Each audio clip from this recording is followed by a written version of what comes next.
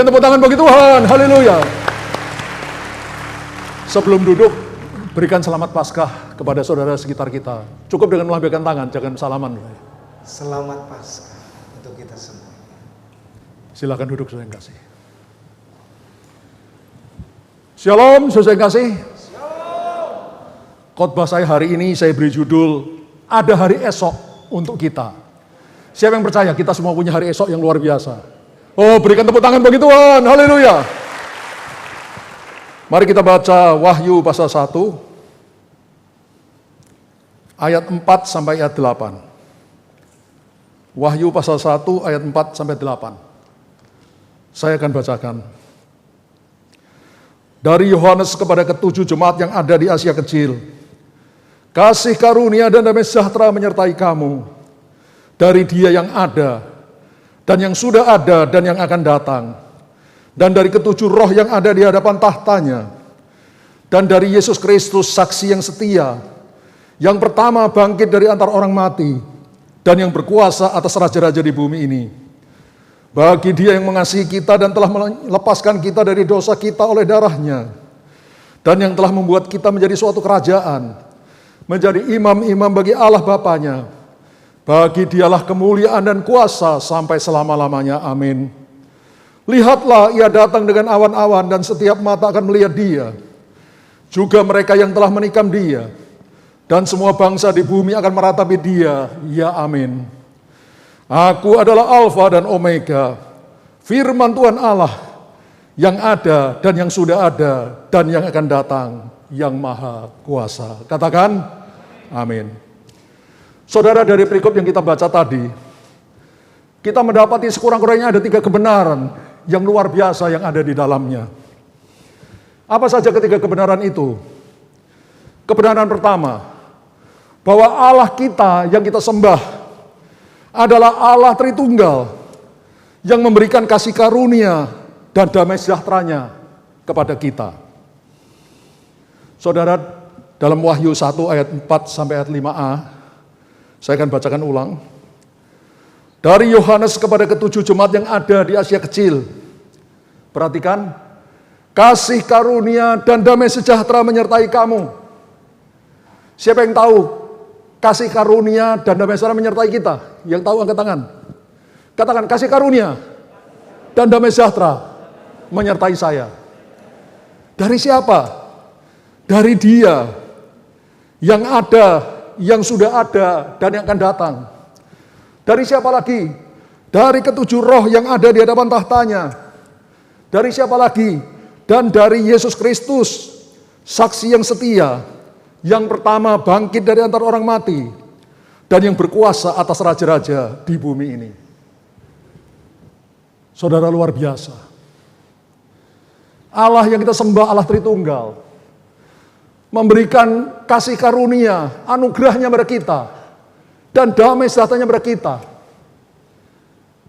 Kasih karunia dan damai sejahtera adalah semua, all that we need to live in this earth.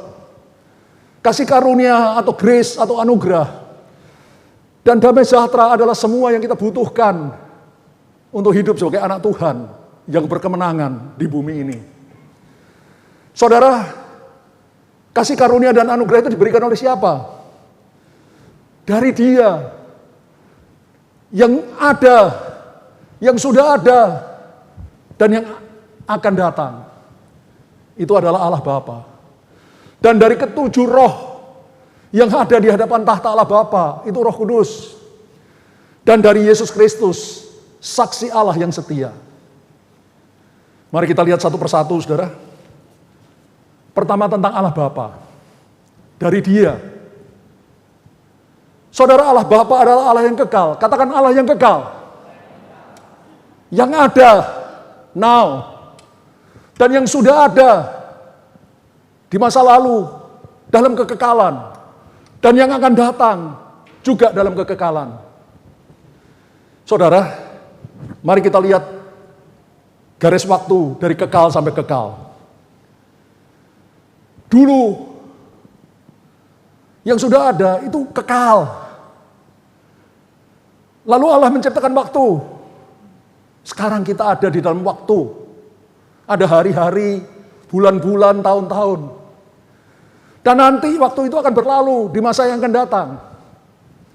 Allah kita Allah yang kekal, yang sekarang ada. Yang dulu dalam kekekalan sudah ada. Dan yang akan datang dalam kekekalan akan datang. Dia Allah yang maha kekal. Saudara, mungkin ini baru bagi saudara. Kapan sih waktu itu diciptakan?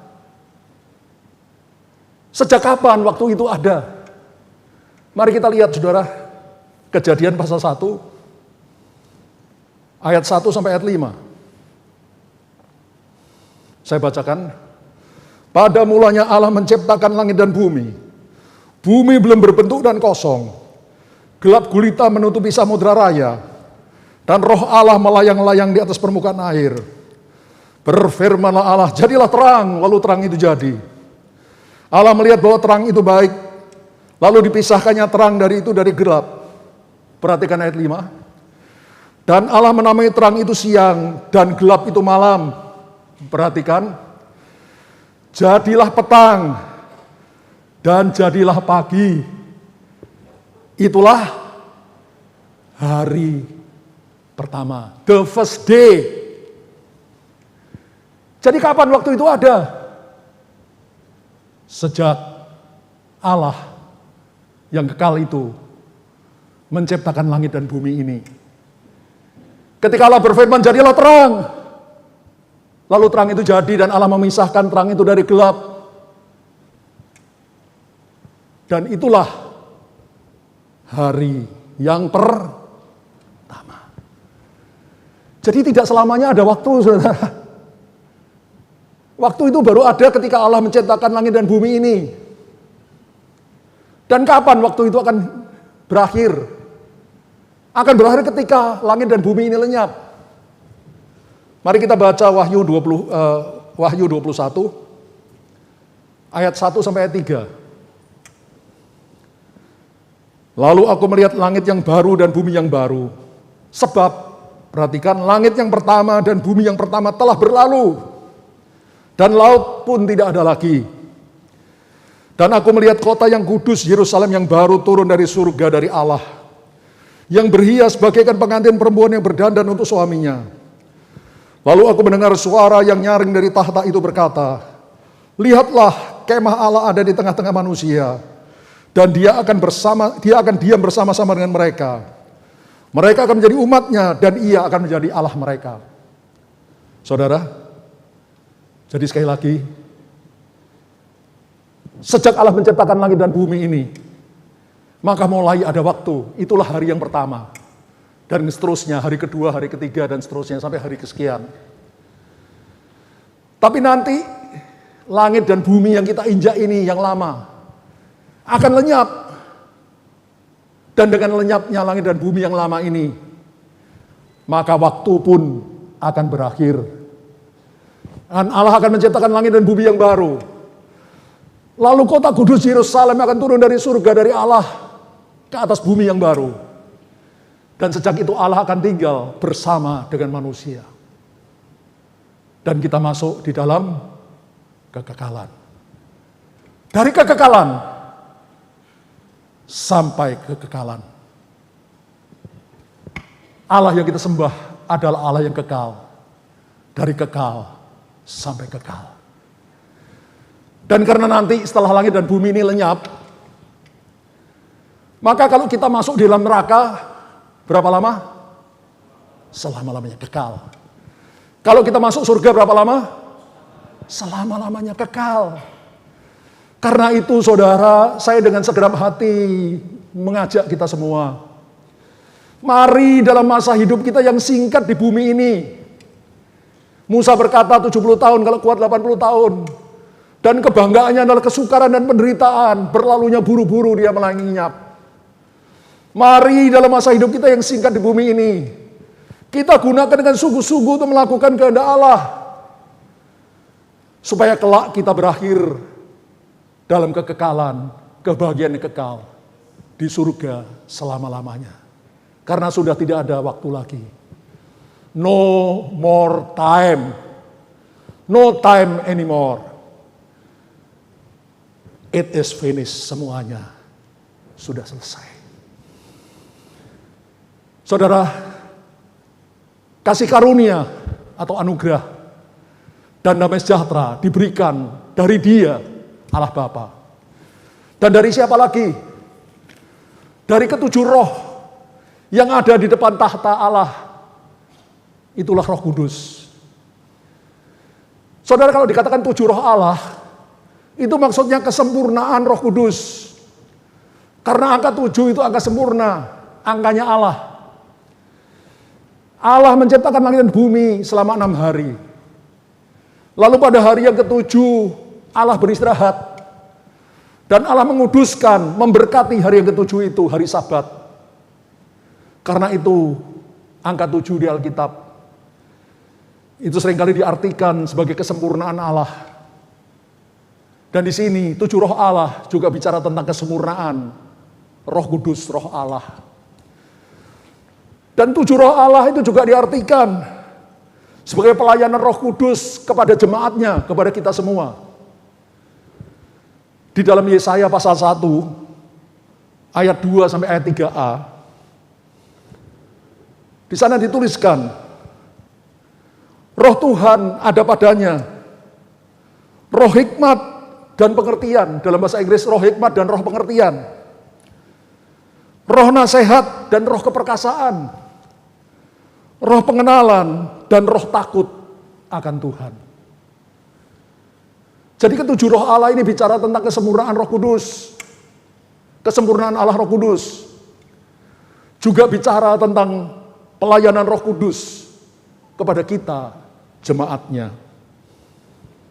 Roh Kudus juga memberikan kasih karunia dan damai sejahteranya kepada kita. Siapa lagi yang memberikan kasih karunia dan damai sejahteranya kepada kita? Dari Yesus Kristus. Saksi Allah yang setia. Yang setia melakukan perintah Bapaknya untuk menebus manusia dari dosa. Sehingga kita yang berdosa diselamatkan. Yesus Kristus yang pertama bangkit dari antara orang mati. Dan sebab Dia bangkit, Dia hidup. Itu menjamin bahwa kita pun yang mati dalam Kristus pasti akan dibangkitkan. Katakan amin. Karena Yesus sudah bangkit. Dan Yesus akan berkuasa atas raja-raja di bumi. Kapan? Dalam kerajaan 1000 tahun damai. Dan di dalam kekekalan. Saudara, jadi sekali lagi saya ulangi. Allah Tritunggal, Bapa, Putra, Roh Kudus. Itu memberikan kasih karunia-Nya, anugerahnya pada kita. Dan damai sejahteranya pada kita. Kasih karunia dan damai sejahtera, that it is all that we need to live in this earth. Kasih karunia atau anugerah Allah, atau grace, dan damai sejahtera, adalah semua yang saudara dan saya butuhkan untuk hidup di dunia ini. Saudara, barusan saya dapat pewahyuan, saudara. Ketika ibadah yang pertama. Kan Tuhan memberikan pewahyuan ini pada saya sebelumnya. Tapi saya makin mengerti. Pewahyuan ini ternyata luar biasa. Ketika saya menutup ibadah pertama dengan doa berkat. Doa berkat itu doa imam di dalam perjanjian lama. Tuhan memberkati engkau dan melindungi engkau. Tuhan menyinari engkau dengan wajahnya dan memberi engkau apa? Damai kasih karunia. Tuhan menghadapkan wajahnya kepadamu dan memberi engkau damai sejahtera. Oh, saya baru ngerti, saudara. Luar biasa Tuhan itu. Kasih karunia dan damai sejahtera.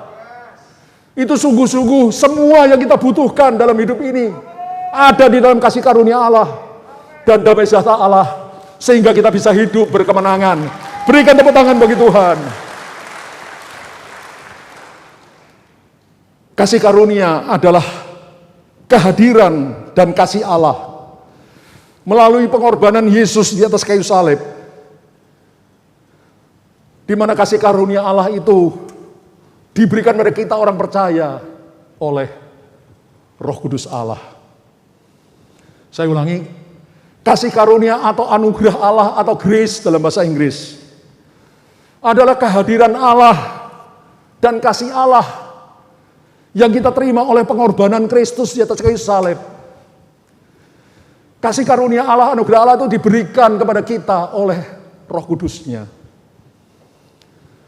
Seluruh kehidupan orang Kristen, dari awal sampai akhir, dari A sampai Z, itu sepenuhnya tergantung dari anugerah atau kasih karunia Allah. Tangkap ini baik-baik, saudara. Tuhan memberikan pewahyuan ini dengan jelas kepada kita. Saya ulangi, seluruh kehidupan kita sebagai orang Kristen, anak Allah, itu sepenuhnya tergantung dari kasih karunia atau anugerah Allah. Dari A sampai Z. Kita diselamatkan. Lahir baru. Dosa kita diampuni. Kita diangkat jadi anak Allah. Nama kita tertulis dalam kitab kehidupan di surga. Karena apa? Kasih karunia Allah, anugerah Allah. Efesus pasal 2 ayat 8 dan 9. Sebab oleh kasih karunia kamu diselamatkan oleh iman. Oleh apa? Kasih karunia. Kita diselamatkan oleh iman, oleh percaya kepada korban Kristus di atas salib. Itu bukan hasil usahamu, tapi pemberian hadiah dari Allah. Itu bukan hasil pekerjaanmu. Karena itu jangan ada orang memegahkan diri. Saudara, kalau saudara dan saya ada di sini saat ini, bukan karena kita hebat, kita lebih baik dari orang lain atau apapun juga. No. Tapi semata-mata karena anugerah Allah, kasih karunia Allah, kita diselamatkan. Karena kita percaya, beriman pada korban Kristus. Yang mengerti katakan amin. Dan kita bisa melayani dan melakukan kehendak Allah. Itu juga karena kasih karunia atau anugerah Allah. Paulus menuliskan pada jemaat di Korintus bahwa dia bisa menjadi seperti dia adanya saat itu. Itu bukan karena dia hebat, karena dia Allah, rasul yang luar biasa, bukan. Dia berkata, aku bisa ada sebagaimana aku ada saat ini. Itu karena anugerah Allah, karena kasih karunia Allah yang bekerja di dalam hidupku. Jadi saudara, kalau saudara dan saya ada di sini, kita boleh diangkat oleh Tuhan jadi hambanya atau apapun juga. Jangan pernah merasa sombong, merasa dirimu hebat. No, itu semuanya hanya karena kasih karunia anugerah Allah yang kita terima. Dan kita harus terus bertumbuh dalam kasih karunia dan pengenalan akan Kristus. Seperti kata Rasul Petrus, kita harus bertumbuh dari kasih karunia yang satu kepada kasih karunia yang lain, kepada kasih karunia yang lain, yang semakin besar. Kita harus bertumbuh dalam pengenalan akan Kristus yang semakin besar. Sampai akhirnya kita berakhir dalam kerajaan surga yang kekal mulia selama-lamanya. It's all because of grace. Semuanya hanya karena anugerah Allah. Saudara, kalau engkau mengerti kebenaran ini, hatimu akan meluap dengan syukur. Dan tidak ada orang Kristen yang sejati, yang membusungkan dada, menyombongkan diri. Karena mereka tahu bahwa semua yang mereka terima, it's only because of grace. Hanya karena anugerah Allah. Luar biasa, saudara. Makin saya mengerti akan anugerah Allah, saya tidak bisa menahan air mata saya, saudara. Saya hanya bisa berkata, Tuhan, terima kasih Tuhan, terima kasih. Who am I? Siapakah aku ini Tuhan? Kalau bukan karena anugerah-Mu, kasih karunia-Mu, aku tidak ada di sini, aku tidak bisa menjadi anak-Mu. Dosaku tidak diampuni. Aku tidak bisa menjadi pewaris kerajaan surga.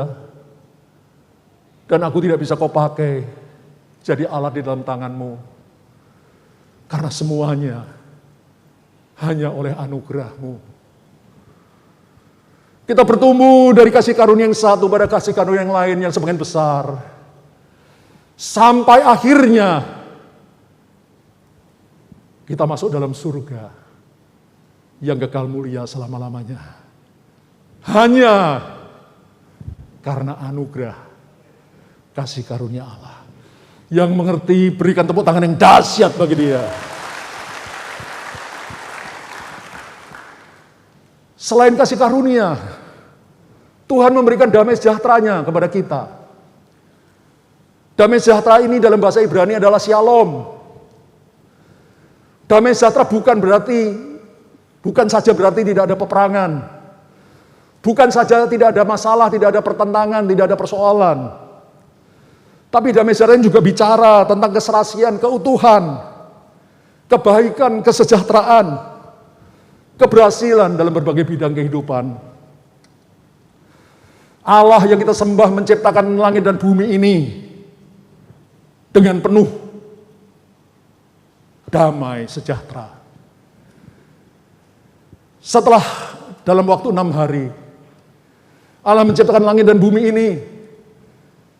Lalu Alkitab berkata, setelah Allah melihat semua yang diciptakannya, Allah berfirman, sungguh amat baik. Bukan baik, saudara. Sungguh amat baik, sempurna. Bumi ini diciptakan Allah penuh dengan damai sejahtera Allah. Manusia pertama hidup dalam damai sejahtera Allah yang berlimpah, limpah, limpah, limpah, limpah, limpah. Tapi kemudian iblis ular tua datang, menipu Adam dan Hawa, sehingga mereka jatuh dalam dosa. Dan itu membuat damai sejahtera Allah hilang dari dunia ini. Itu sebabnya manusia hidup dalam penderitaan. Tapi 2000 tahun yang lalu anak Allah telah menjelma jadi manusia. Mati disalib untuk menebus dosa kita. Dan barang siapa yang percaya kepada dia, diangkat jadi anak Allah. Roh Kudus masuk dalam hatinya. Dan mereka mulai punya damai sejahtera Allah. Dan damai sejahtera Allah yang bekerja dalam hidup kita akan mencapai puncaknya, menjadi maksimal di dalam langit dan bumi baru, surga yang mulia. Mari kita baca Wahyu 21 ayat 4. Saya bacakan Wahyu 21 ayat 4. Dan ia ini Allah, akan menghapus segala air mata dari mata mereka. Dan maut tidak akan ada lagi. Tidak akan ada lagi perkabungan atau ratap tangis atau duka cita. Sebab segala sesuatu yang lama ini telah berlalu.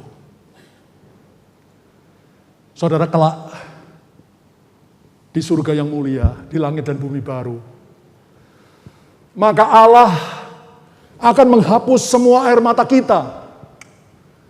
Tidak ada lagi perkabungan, tidak ada lagi duka cita, tidak ada lagi kematian, tidak ada lagi penderitaan. Yang ada adalah sukacita yang berlimpah-limpah, berlimpah-limpah, dan berlimpah-limpah. Berikan tepuk tangan bagi Tuhan. Saat ini kita masih hidup dalam dunia yang penuh dengan dosa, penuh dengan persoalan, penuh dengan masalah. Tapi seperti saya katakan lagi, Yesus datang 2000 tahun yang lalu. Kita yang menerima dia sebagai Tuhan Juru Selamat dalam hidup kita. Dengan Roh Kudus masuk dalam hati kita, dia juga memberikan damai sejahtera Allah dalam hidup kita. Dan damai sejahtera Allah dalam hidup kita, itu akan makin besar, makin bertambah.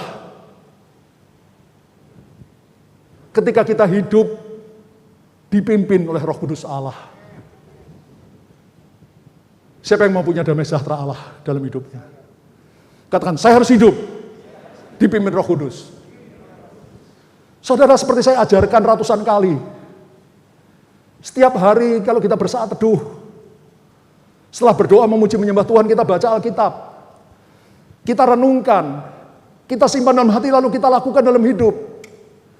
Kalau kita melakukan itu dalam setiap hari, maka hidup kita akan dipimpin oleh firman Allah, akan dipimpin oleh Roh Kudus Allah.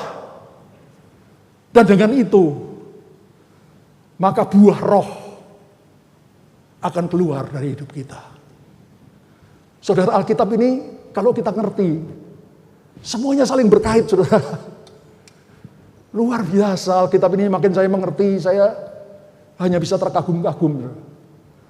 Ketika kita hidup dipimpin Roh Kudus Allah, ketika kita hidup seperti Kristus hidup, kata Pak Niko, mengutip ayat firman Tuhan, maka buah Roh Kudus itu makin besar dalam hidup kita. Salah satu buah Roh Kudus adalah sukacita dan damai sejahtera. Saudara, tidak ada alasan saudara dan saya hidup dalam kekalahan di bumi ini. No way. Tidak ada alasan. Karena apa? Karena Allah yang kita sembah, Allah Tritunggal, Bapa, Putra, Roh Kudus, sudah menganugerahkan kasih karunia kepada kita. Dari kita lahir baru sampai kita masuk surga sudah disediakan. Apa yang kau butuhkan ada dalam kasih karunia Allah, anugerah Allah. Dan juga Dia memberikan damai sejahtera dalam hati kita. Yang kalau kita hidup menurut perintahnya, kita semakin besar, damai sejahtera itu makin besar. Saudara, saya jauh sekali kalau dibandingkan dengan Rasul Paulus yang luar biasa itu. Tapi biarpun demikian, saya sudah merasakan apa yang Alkitab katakan, tuliskan ini sudah saya rasakan. Biarpun belum sempurna. Saya tahu bagaimana dulu ketika saya hidup dalam dosa. Oleh anugerah Allah, oleh kasih karunia Allah, saya diselamatkan. Karena saya percaya sungguh pada korban Kristus. Lalu saya hidup tiap hari. Bersaat teduh tiap hari. Berdoa memuji menyembah Tuhan, baca Alkitab. Direnungkan, dilakukan dalam hidup sehari-hari. Saya terus bertumbuh dalam kasih karunia anugerah Allah. Dan dalam damai sejahtera Allah. Tadi malam saya terbangun jam 1, jam 2 pagi. Ada sesuatu yang membebani pikiran saya. Dalam keadaan begitu tiba-tiba Roh Kudus mengingatkan saya pada satu ayat firman Tuhan. Buru-buru saya pergi ke kamar doa saya cari ayat yang Roh Kudus taruh di pikiran saya. Dan saya temukan ayat itu, saya imani, saya klaim ayat tersebut. Maka sukacita dan damai sejahtera kembali dalam hidup saya. Itulah caranya kita hidup berkemenangan, saudara. Kita tidak sempurna dan belum ada yang sempurna. Gak apa-apa. Nanti kalau Yesus datang, sebelum rapture, kita disempurnakan. Tapi sekarang, kasih karunia Allah, anugerah Allah sudah cukup untuk membuat kita hidup berkemenangan. Damai sejahteranya sudah cukup untuk membuat kita berkemenangan. Kalau kita hidup menurut pimpinan Roh Kudus setiap hari, kalau ada persoalan, Tuhan akan ingatkan akan firman Allah yang pernah kita baca. Dan kalau kita klaim imani firman Allah itu, damai sejahtera dan sukacita kembali dalam hidup kita. Hiduplah menjadi pemenang, bahkan lebih daripada pemenang di dalam hidup ini. Berikan tepuk tangan bagi Tuhan. Itu kebenaran pertama yang kita baca dari perikop tadi. Bahwa Allah yang kita sembah, Allah Tritunggal, sudah memberikan kasih karunia, anugerahnya, dan damai sejahteranya kepada kita. Kasih karunia dan damai sejahtera adalah semua yang kita butuhkan untuk hidup berkemenangan di bumi ini. Lalu kebenaran kedua yang kita dapat dari perikop yang kita baca tadi adalah apa yang Yesus lakukan bagi kita. Mari kita baca Wahyu pasal 1 ayat 5b dan ayat 6. Bagi Dia yang mengasihi kita dan yang telah melepaskan kita dari dosa kita oleh darahnya, dan yang telah membuat kita menjadi suatu kerajaan, menjadi imam-imam bagi Allah Bapanya, bagi Dialah kemuliaan dan kuasa sampai selama-lamanya. Amin. Apa yang Tuhan Yesus lakukan bagi kita? Ayat 5b di situ dituliskan, bagi Dia yang mengasihi kita, katakan mengasihi saya, dan yang telah melepaskan kita dari dosa kita oleh darahnya, katakan melepaskan saya dari dosa saya. Saudara, saya melihat ada banyak orang Kristen yang sudah mengabaikan akan kasih Allah ini. Tidak lagi peduli akan besarnya kasih Allah yang telah melepaskan kita dari dosa kita oleh darahnya. Banyak orang Kristen yang bermain-main dengan dosa, saudara. Dan menganggap ringan kasih Allah, korban Kristus di kayu salib. Seolah-olah itu hanya sesuatu yang main-main saja. Yang gampang saja sih dilakukan. Oh, sangat tidak gampang, sangat tidak gampang. Saudara tahu siapakah Yesus? Dia Raja Surga, pemilik surga. Rela mengosongkan dirinya, menjelma menjadi manusia seperti saudara dan saya. Menjadi seorang hamba. Dan dalam keadaan sebagai hamba, dia rela mati dengan penderitaan maha dahsyat di atas kayu salib. Saudara, pada malam hari, sebelum esoknya, Yesus mati di salib. Maka Yesus berdoa di Taman Getsemani. Dia begitu ketakutan, dia begitu sungguh-sungguh berdoa. Sampai keringatnya bercucuran ke bumi seperti darah. Dan dalam doanya dia berkata, "Ya Bapa, sekiranya mungkin, biarlah cawan penderitaan ini berlalu daripadaku, tapi bukan kehendakku yang jadi ya Bapa, melainkan kehendak-Mu." Saudara, Tuhan Yesus sekali bukan saja 100% Allah, tapi pada saat yang sama dia juga 100% manusia seperti saudara dan saya.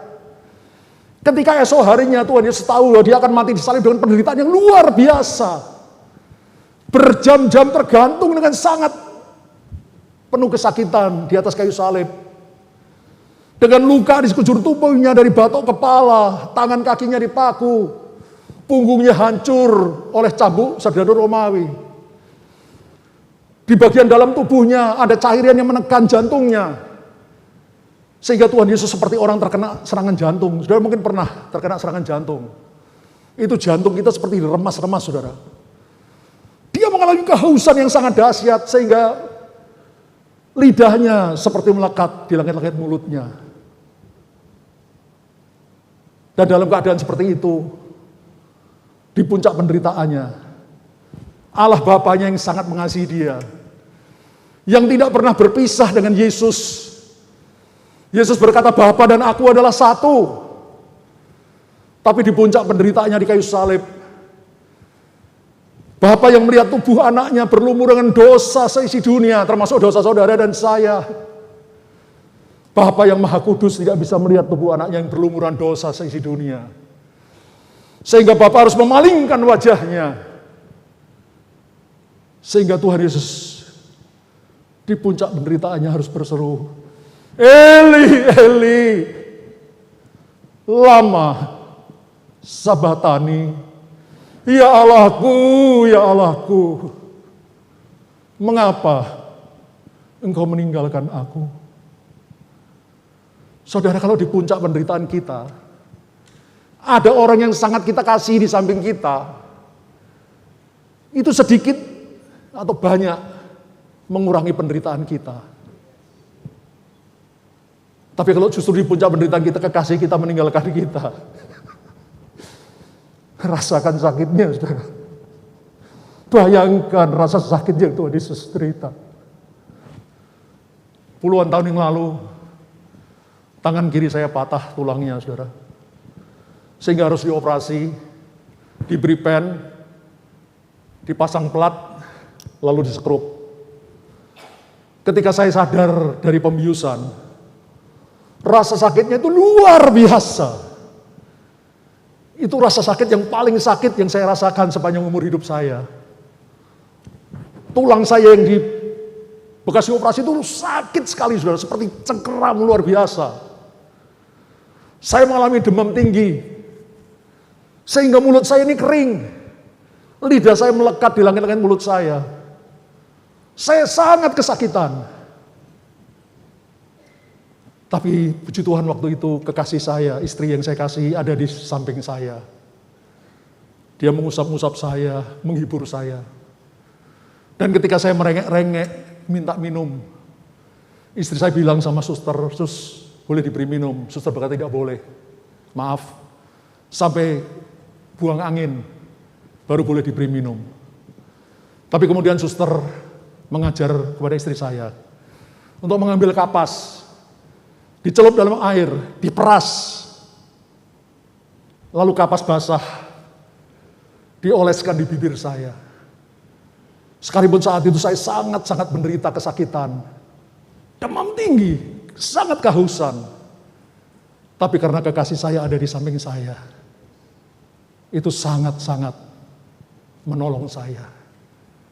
Tapi penderitaan saya tidak ada artinya dibandingkan penderitaan Kristus di kayu salib. Dan di puncak penderitaannya justru Bapa yang sangat mengasihi dia, yang tidak pernah berpisah dengan dia, harus memalingkan wajahnya dari Kristus. Saudara, kalau ada anak Tuhan yang masih main-main dengan Tuhan, menganggap enteng penderitaan Kristus di kayu salib, yang membuat saudara dan saya diselamatkan, maaf, itu keterlaluan, saudara. It's too much. Keterlaluan. Keterlaluan. Saya sendiri sudah berkata, berjanji kepada Tuhan. Tuhan, sekalipun saya belum sempurna, tapi saya berjanji, Tuhan, biarlah sisa hidup saya di dunia ini berapa lama pun saya masih hidup di dunia ini, akan saya gunakan untuk menyenangkan hatimu, membalas kasih-Mu, sekalipun saya tahu saya tidak pernah bisa membalas kasih Allah. Mari saudara, apa yang Yesus lakukan bagi kita? Menyelamatkan kita, melepaskan kita dari dosa kita, dan neraka yang sangat-sangat mengerikan. Tapi bukan hanya itu. Dalam ayat 6 dikatakan, dan telah membuat kita menjadi suatu kerajaan, menjadi imam-imam bagi Allah Bapanya. Supaya lebih jelas kita baca dalam bahasa Inggris, King James Version. And had made us kings and priests unto God and His Father. Tuhan Yesus telah membuat kita menjadi raja-raja, katakan raja-raja. Dan imam-imam, katakan imam-imam bagi Allah Bapanya. Saudara, ini sesuatu yang luar biasa. Kita diselamatkan dari dosa kita, dilepaskan dari dosa kita sudah sangat luar biasa. Sehingga kita tidak perlu masuk neraka, tapi justru masuk surga yang kekal mulia selama-lamanya. Yang penuh dengan kebahagiaan sukacita. Tapi bukan hanya itu. Bagi kita yang mau bersungguh-sungguh hati mengiring Dia, Tuhan akan membuat kita menjadi raja-raja, katakan raja-raja. Dan imam-imam, katakan imam-imam bagi Allah di dalam kekekalan. Mari kita baca Wahyu pasal 22 ayat 5. Saya bacakan. Dan malam tidak akan ada lagi di sana. Dan mereka tidak memerlukan cahaya lampu dan cahaya matahari. Sebab Tuhan Allah akan menenangi mereka. Perhatikan. Dan mereka akan memerintah sebagai raja. Berapa lama? Selama-lamanya. Forever and ever and ever. Berikan tepuk tangan bagi Tuhan. Saudara, apa yang Allah berikan bagi kita itu sungguh luar biasa. Dia berikan damai sejahtera dan kasih karunia. yang mencukupkan kita, memampukan kita untuk hidup berkemenangan di bumi ini. Dan Dia bukan hanya menebus dosa kita, melepaskan kita dari dosa, tapi juga membuat kita menjadi raja-raja dan imam-imam di dalam kekekalan. Sungguh suatu masa depan yang luar biasa. Kebenaran ketiga yang kita temukan di dalam perikop yang kita baca tadi adalah bahwa Tuhan Yesus pasti akan datang kembali. Katakan pasti akan datang kembali. Kita baca Wahyu 1 ayat 7 dan 8. Saya bacakan. Lihatlah, Ia datang dengan awan-awan, dan setiap mata akan melihat Dia. Juga mereka yang telah menikam Dia, dan semua bangsa di bumi akan meratapi Dia. Ya amin. Ayat 8. Aku adalah Alfa dan Omega, firman Tuhan Allah yang ada dan yang sudah ada dan yang akan datang, yang maha kuasa. Dari perikop ini kita tahu bahwa Tuhan Yesus pasti akan datang kembali. Katakan pasti akan datang kembali. Aku datang segera. Itu pasti. Dan saya percaya tidak akan lama lagi hal itu akan terjadi. Ayat 7 menuliskan, lihat Ia datang dengan awan-awan. Perhatikan. Dan setiap mata akan melihat Dia. Kata setiap mata akan melihat Dia ini menunjukkan kedatangan Tuhan Yesus kedua kalinya, tahap kedua. Saudara, kedatangan Tuhan Yesus kedua kalinya itu akan terjadi dari dua tahap. Yang pertama, Tuhan Yesus datang seperti pencuri. Dia datang di awan-awan, tidak menginjakkan kaki di bumi, hanya di awan-awan. Dan yang tahu hanya murid Kristus. Pak Niko, gembala pembina kita berkata, kalau yang melihat Yesus naik ke surga adalah murid Yesus, maka yang melihat Dia turun dari surga tahap pertama itu adalah murid Yesus. Yang bukan murid tidak akan lihat. Murid Yesus yang sudah mati di dalam Kristus akan lebih dahulu bangkit mengenakan tubuh kemuliaan. Lalu kita murid Yesus yang masih hidup akan diubahkan dengan tubuh kemuliaan. Lalu bersama dengan murid Yesus yang sudah mati kita akan rapture, menyongsong Tuhan di angkasa. Lalu masuk dalam surga, menikah dengan Yesus sebagai mempelai pria, dan kita gereja Tuhan sebagai mempelai wanita. Sementara itu di bumi, Antikristus akan merajalela. Ada yang mengatakan 3,5 tahun. Lalu setelah itu Tuhan Yesus dengan orang kudusnya, dengan para malaikatnya akan kembali ke bumi. Pada kedatangannya yang kedua kalinya, tahap kedua ini, itu terjadi secara terang-terangan. Katakan terang-terangan. Setiap mata akan melihat Dia. Yesus akan turun di Yerusalem, saudara. Tapi setiap mata akan melihat Dia. Saya kira itu melalui satelit, melalui internet, melalui televisi kita akan lihat. Seluruh dunia akan lihat. Yesus orang kudusnya akan datang kembali. Yesus menginjakkan kakinya di Bukit Zaitun di Yerusalem. Bukit Zaitun terbelah dua. Yesus akan masuk ke kota Yerusalem, menghancurkan Antikris dan anak buahnya. Lalu mendirikan kerajaan 1000 tahun damai. Saudara, saya percaya sebentar lagi ini pasti terjadi. Lalu tadi dalam Wahyu pasal 1 ayat 8, di sana Yesus berfirman, Aku adalah Alfa dan Omega, firman Tuhan Allah yang ada dan yang sudah ada dan yang akan datang, yang maha kuasa. Saudara, banyak orang yang menantang kita orang Kristen. Mana tunjukkan dalam Alkitabmu bahwa Yesus itu bukan sekedar nabi, tapi bahwa Dia adalah Allah. Mana dalam Alkitabmu ada tulisan bahwa Yesus adalah Allah? Apalagi mana dalam Alkitabmu Yesus sendiri berkata bahwa aku adalah Allah? Tunjukkan. Banyak orang menantang kita seperti itu. Padahal sesungguhnya dalam Alkitab banyak ayat yang menunjukkan bahwa Yesus adalah Allah. Salah satunya ayat ini, saudara. Dalam ayat ini 4 kali Yesus berkata bahwa dia adalah Allah. Berapa kali? 4 kali. 4 times. Ini kata Tuhan Yesus sendiri. Aku adalah Alfa dan Omega. Alfa itu huruf pertama dalam abjad Yunani. Omega adalah huruf terakhir dalam abjad Yunani. Jadi seperti A dan Z dalam abjad kita. Artinya Yesus berkata, aku adalah yang awal dan yang akhir. Siapa yang awal dan akhir? Allah. Sebelum segala sesuatu ada, Yesus sudah ada. Bersama Bapa dan Roh Kudus. Dia adalah yang awal dan yang akhir. Artinya Yesus berkata, aku adalah Allah. Aku adalah firman Tuhan Allah. I am the word of God. Saudara, dalam Yohanes 1 ayat 1, di sana dituliskan, pada mulanya adalah firman. Firman itu bersama dengan Allah. Dan firman itu adalah Allah. Jadi ketika Yesus berkata, aku adalah firman Tuhan Allah, dia juga berkata, aku adalah Allah.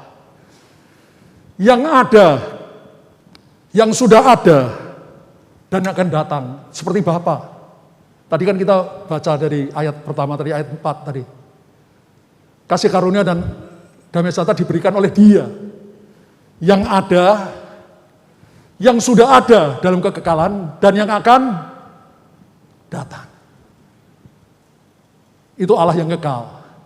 Yesus juga mengatakan yang sama. Aku adalah yang ada, yang sudah ada dalam kekekalan dan yang akan datang dalam kekekalan. Artinya Yesus Allah yang kekal. Dan yang maha kuasa. Yang maha kuasa itu siapa? Allah. Jadi dalam ayat ini, Wahyu pasal 1 ayat 8. 4 kali dengan sangat jelas Yesus berkata, aku adalah Allah. I am the Alpha and Omega. Aku adalah Alfa dan Omega. Aku adalah Allah yang awal dan yang akhir. Aku adalah firman Tuhan Allah. Mulanya adalah firman, firman itu bersama Allah. Firman itu adalah Allah. Yesus adalah Allah. Yang ada dan yang sudah ada dalam kekekalan dan yang akan datang dalam kekekalan. Allah yang kekal. Yesus adalah Allah yang kekal. Dan yang maha kuasa. Yang maha kuasa itu hanya Allah. Yesus yang kita sembah adalah Allah yang kekal dan maha kuasa. Berikan tepuk tangan yang hebat bagi Dia. Kita baca ayat yang terakhir, Roma pasal 8 ayat 18. Sebab aku yakin bahwa penderitaan zaman sekarang ini tidak dapat dibandingkan dengan kemuliaan yang akan dinyatakan pada kita. Saudara, yang menulis ayat ini adalah Rasul Paulus. Rasul yang sangat banyak mengalami penderitaan karena memberitakan Injil Kristus. Dia pernah dirajam oleh batu. Dia dicambuki. Telanjang, kelaparan, mengalami karam kapal. Dianiaya oleh orang-orang Yahudi dan orang yang tidak mau menerima Injil Kristus. Tapi sekalipun penderitaan yang dialami begitu dahsyat, Paulus berkata, perhatikan ini saudara, penderitaan zaman sekarang ini tidak dapat dibandingkan dengan kemuliaan yang akan dinyatakan kepada kita, yaitu kemuliaan yang kekal di dalam surga. Di mana kalau saudara dan saya sungguh hidup seperti Kristus hidup, bukan hanya kita masuk surga yang kekal mulia, berbahagia selama-lamanya, tapi kita juga menjadi raja-raja bersama dengan Dia. Saudara, kalau di dunia ini kita hidup mengalami penderitaan, memang dunia ini lembah air mata. Tapi pastikan, kita hidup dengan sungguh-sungguh mengikuti kehendak Tuhan dalam dunia ini. Hidup dipimpin oleh firman Allah, oleh Roh Kudus setiap hari. Sehingga sesudah hidup ini, kita akan berbahagia bersama Tuhan di dalam kemuliaan yang tidak ada bandingannya. Berikan tepuk tangan bagi Tuhan. Saudara, kalau kita mengerti akan rencana Allah dalam hidup kita akan selalu dipenuhi dengan rasa syukur. Rasa apa, saudara? Syukur. Kenapa? Karena Tuhan sudah memberikan semua yang kita butuhkan untuk menjadi pemenang dalam hidup ini, yaitu kasih karunia anugerahnya. Dari sejak kita lahir baru sampai kita masuk surga nanti, semuanya karena kasih karunia Allah, anugerah Allah. Dan hati kita dipenuhi dengan damai sejahtera Allah yang membuat kita bisa hidup berkemenangan di bumi ini. Dan sesudah hidup ini, kita akan berbahagia bersama Tuhan. Berapa lama? Selama-lamanya. Berikan tepuk tangan bagi Tuhan.